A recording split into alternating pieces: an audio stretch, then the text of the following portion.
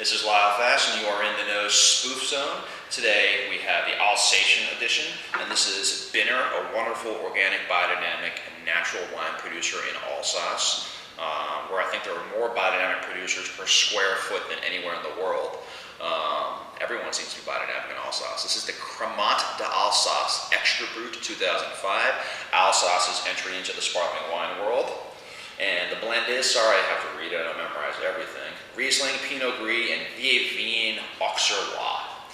And the reason this is closed is because I want to open this on camera. People really have trouble opening sparkling wines.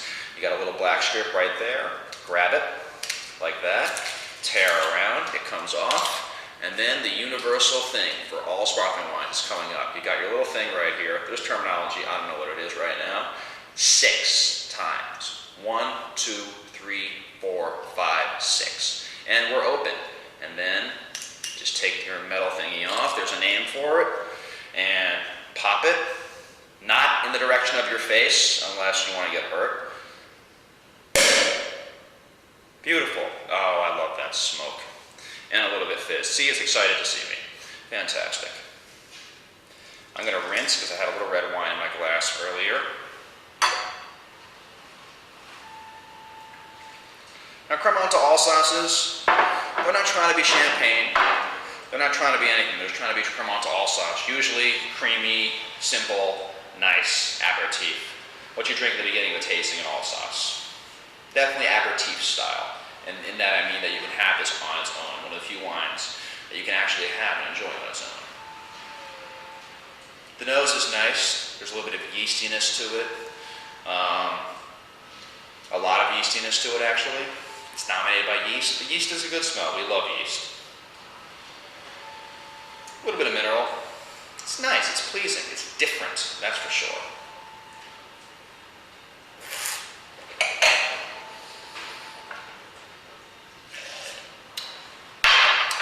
That's a good Cremant d'Alsace. It is not creamy or sophomoric in any way. It's a serious wine.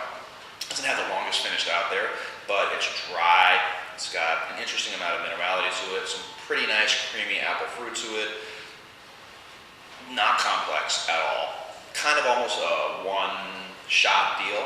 What it does really, really well. And, you know, it has a nice attack. All right, it is a little, now that I'm thinking about it, it is a tad short on the finish.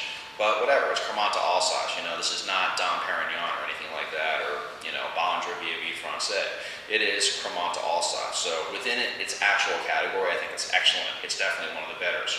There's a producer out there named Lucien Albrecht, who has who has dominated the Cremant d'Alsace market, and his wines are terrible, I will say it.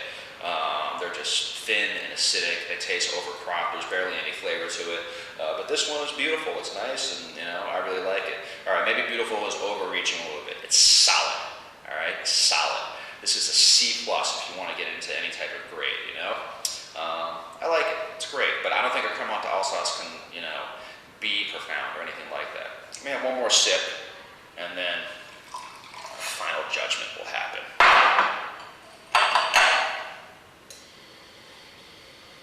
This nose is not for everybody. You'll know that when you taste it and smell it. This nose is not for everybody.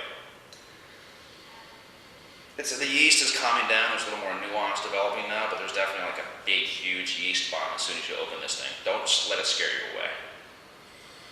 Remember, wine is constantly evolving. It's a living, breathing thing, just like me. I'm not the same person I was 5 minutes ago, and neither is this wine.